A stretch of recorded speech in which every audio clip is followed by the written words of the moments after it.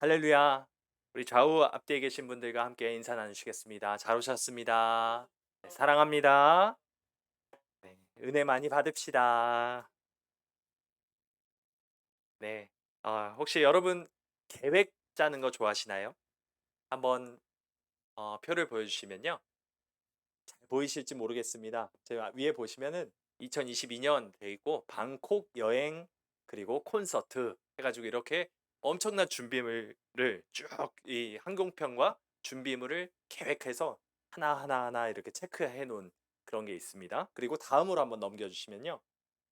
그리고 그 사람이 정리해 놓은 일정입니다. 이만한 일정들을 여행 계획표에 다 담아서 이것을 다 해야지라고 만든 여행 계획표죠. 뭔가 아주 치밀하고 유용해 보이기도 하죠.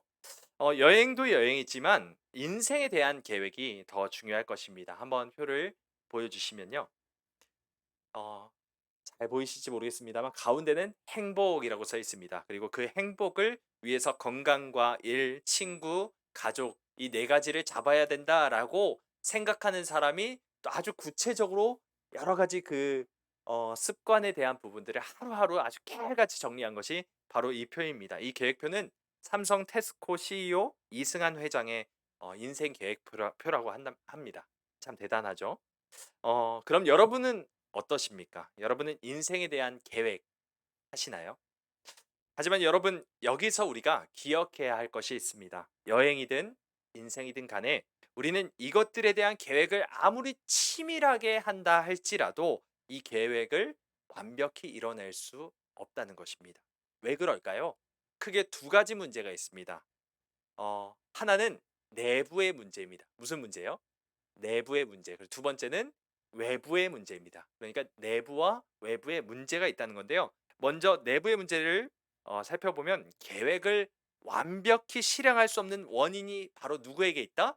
나에게 있다라는 것이죠. 내가 아무리 계획을 치밀하게 짜는 계획형 인간이라 할지라도 이 계획을 완벽하게 실행할 능력이 나에게는 없다는 것입니다. 만약 여러분의 자녀나 손주가 인생 계획을 짠다고 한번 생각해 보시죠. 그렇게 자신이 가고 싶은 대학을 세 개를 적어 보라고 하니까 세 개를 아주 야심차게 적습니다. 뭔가 봤더니 1번 일지망 하버드대, 2지망 옥스퍼드대, 3지망 제일 낮은 것이 서울대 이렇게 세 개를 쓴 겁니다. 물론 내 아이가 내 손주가 이런 대학에 들어갈 수도 있겠죠. 하지만 만약 이 계획을 실제로 실행에 옮기려면 어마어마한 공부를 해야 되겠고 또 타고난 두뇌도 있어야 합니다. 세력도 뒷받침되어야 하겠죠. 마음이 있다고 해서 계획을 했다고 해서 그것을 온전히 이루는 것은 조금 다른 차원이라는 것이죠. 그럼 두 번째로 외부의 문제는 뭘까요? 바로 상황입니다. 상황. 우리의 상황은 시시각각 변하죠.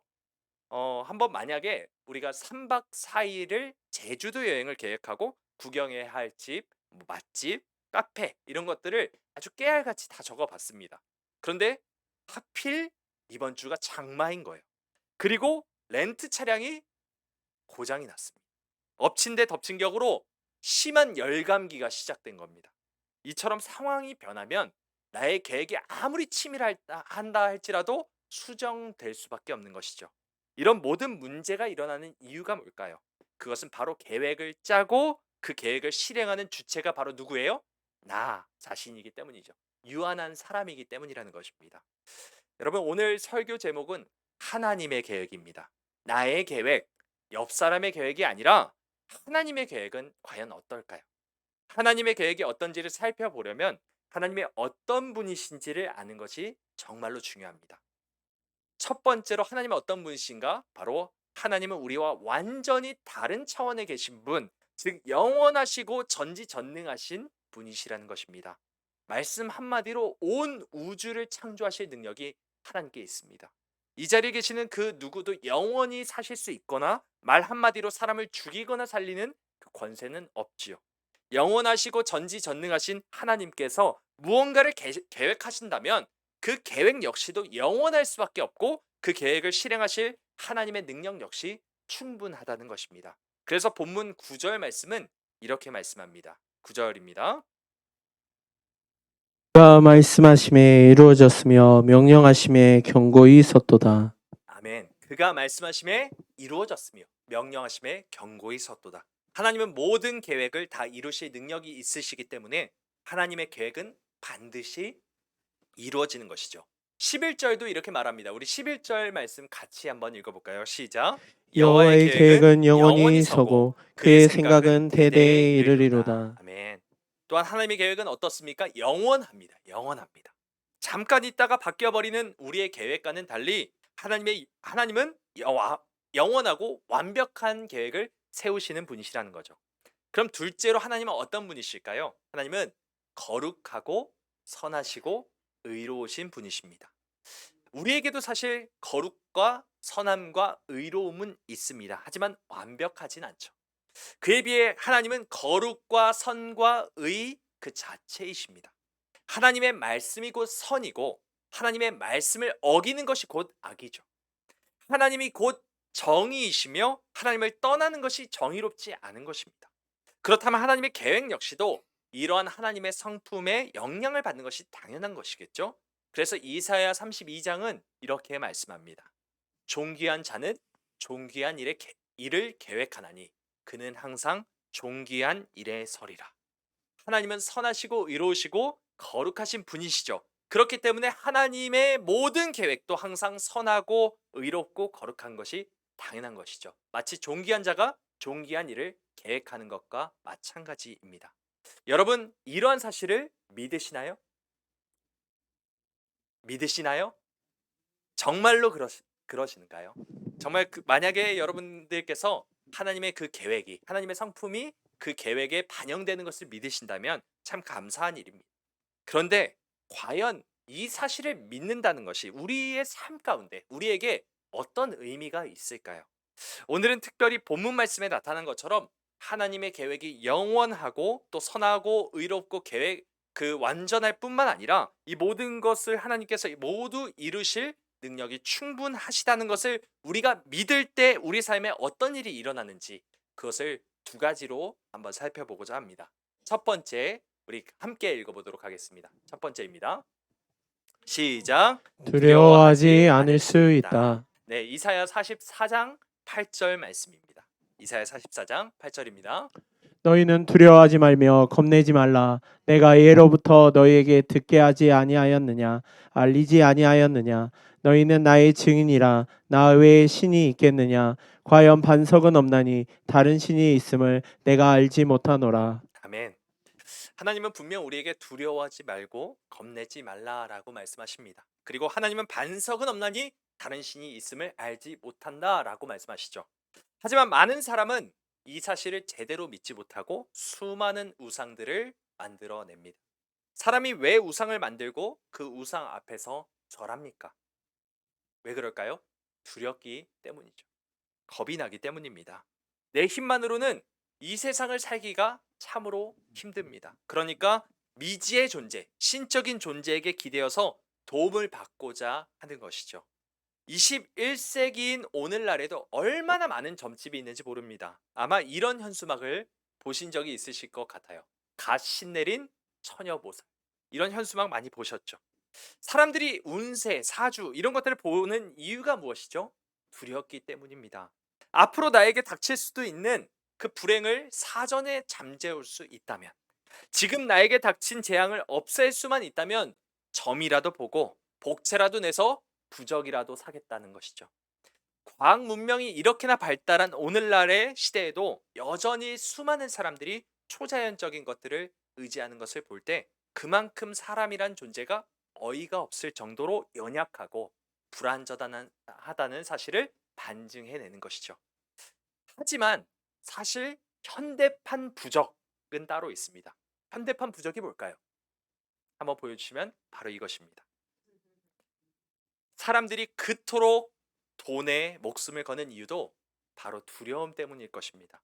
여러분이 만약에 해외여행을 계획하고 지금 반대편에 있는 유럽, 대표적으로 스페인이라고 한번 쳐볼까요? 스페인에 도착했다고 쳐봅시다. 거기서 아주 즐겁게 관광을 하고 있는데 이게 웬일일까요? 웬일인가요? 여권과 핸드폰, 카드가 담겨 있던 핸드폰이 모두 소매치기 당한 것입니다. 소매치기를 당한 시점에서 그 여행은 끝났다 봐도 과언이 아니죠. 왜 그럴까요? 믿을 구석이 사라졌기 때문입니다. 말이 좀 안 통하는 거 괜찮습니다. 바디랭귀지라도 하면서 그냥 이것저것 물어 가면서 갈 수 있는데 카드가 없어지고 돈이 없어진 것은 좀 다르죠. 그 시점부터 그토록 아름다워 보였던 관광지는 더 이상 아름다운 곳이 아니라 끔찍한 곳, 두려운 곳이 돼버립니다. 많은 사람들은 이 세상을 이런 식으로 생각하는 듯 보입니다.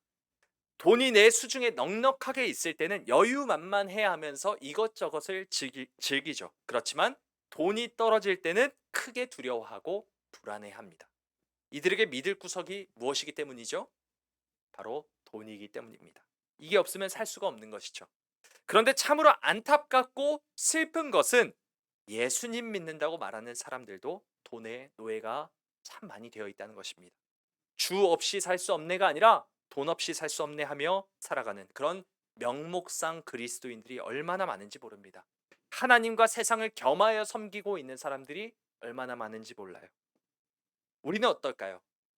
우리라고 크게 다르진 않을 것 같아요. 우리 안에 큰 두려움이 있습니다. 하나님이 날 도우시지 않으면 어떡하지?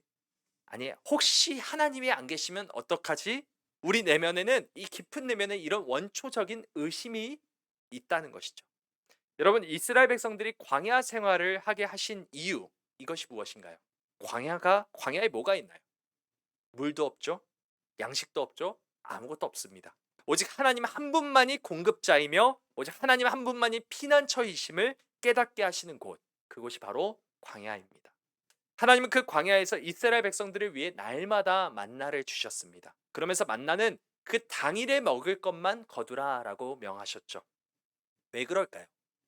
왜 당일에 먹을 것만 거두라고 하셨을까요?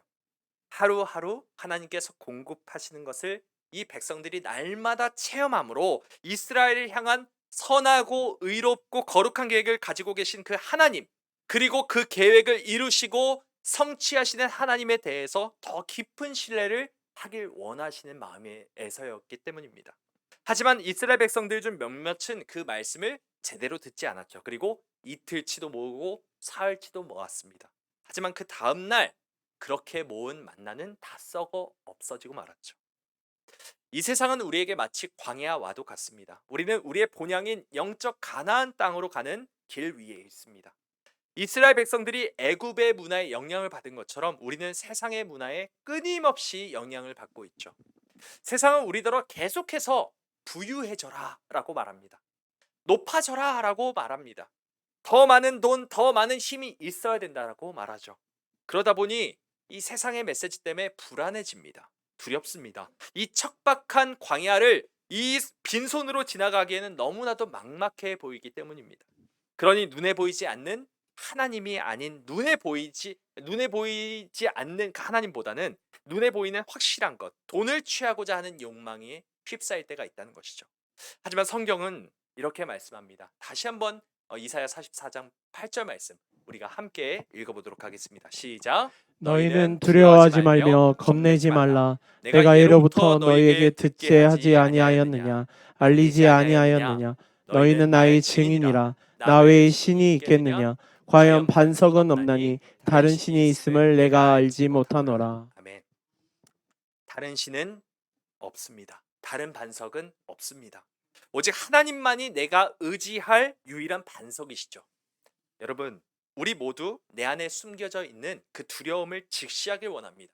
그리고 그 두려움까지 하나님께 맡겨드리죠. 그리고 하나님을 온전히 신뢰하시길 바랍니다. 하나님은 우리가 가는 모든 길 가운데 함께 하시며 또 그의 모든 계획을 하나님의 때에 하나님의 방법으로 선하게 이루실 것이기 때문입니다. 할렐루야. 우리의 유일한 반석 되신 하나님께서 내 길을 계획하시고 인도하시고 세상 끝날까지 나와 함께 손 붙잡고 함께 걸으실 것을 온전히 신뢰하는 저와 여러분 모두가 되기를 주님의 이름으로 소망합니다. 두 번째 함께 읽어보겠습니다. 시작. 소망하며 기다리게 된다. 우리 로마서 5장 3절부터 4절 말씀 읽어보겠습니다. 시작. 다만 이뿐 아니라 우리가 환난 중에도 즐거워하니 이는 환난은 인내를, 인내는 연단을, 연단은 소망을 이루는 줄 알미로다. 아멘. 여러분, 소망이 뭔가요? 소망. 아직 내게 일어나지는 않은 일이지만 하나님께서 말씀하셨기 때문에 일어날 것을 확신하는 것이 소망이겠죠. 만약 하나님의 계획이 완전하고 그 계획이 무조건 선하고 의롭고 거룩하다는 것을 믿는다면, 신뢰한다면, 그리고 그 계획을 하나님께서 이루실 능력이 충분하다고 믿는다면, 현재 나에게 일어나는 일이 아무리 고통스럽고 힘겹다 할지라도 그 고난을 딛고 소망할 수 있는 것이죠. 환난과 즐거움, 환난과 기쁨이 같이 있을 수 있나요? 성경은 지금 그것이 같이 있을 수 있다, 가능하다라고 말하고 있습니다. 왜냐하면 그 고난은 인내를 배우고, 인내는 또 연단된 성품을 갖게 하고, 그 연단된 성품을 통해 우리가 소망할 수 있기 때문입니다. 여러분에게도 그런 경험이 다 있으실 것입니다.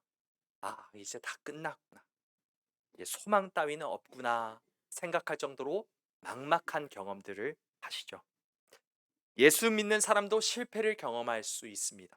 사고가 날 수도 있고요, 우울증에 걸릴 수도 있고요, 큰 병에 걸릴 수도 있습니다. 심지어 내가 너무나도 사랑하던 사람을 떠나보낼 수도 있습니다. 예수님을 믿는다고 이런 일이 없어지는 것은 아닙니다. 교회 다닌다고 이런 일이 샥샥 피해가는 것도 아니죠. 도대체 왜 이런 일이 일어나나 할 정도로 슬프고 힘들고 답답한 일이 겹겹이 쌓일 때도 있습니다. 하나님 정말 살아계신가? 하나님이 정말로 선하신가? 정말로 선하다면 자기가 사랑하시는 그 자녀를 이렇게 방치할 수 있나? 라고 생각이 들 정도로 정말 가슴이 무너져 내리고 모든 소망이 끊어지는 듯한 그런 경험을 저와 여러분이 하시죠. 하나님의 계획이 과연 선하시고 의롭고 거룩하시다면 내게 일어나는 이 절망 가득한 일들, 불행 가득한 일들, 가슴 찢어지는 그 일들이 왜 일어나는지 의문이 가득 들 때가 있다는 것입니다. 과연 나를 향한 하나님의 구체적인 계획이라는 것이 과연 있기나 한지 의구심이 들 때도 있죠.